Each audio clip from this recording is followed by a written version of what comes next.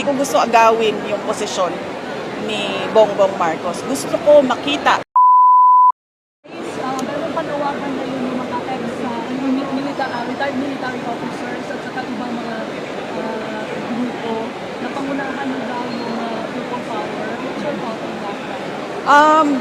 Ako, I am the constitutional successor, no? I am the next in line, ayon sa ating constitution. At meron akong sinumpaan noong ako ay nag-assume ng Office of the Vice President. At nakalagay doon that I will preserve and defend the Constitution.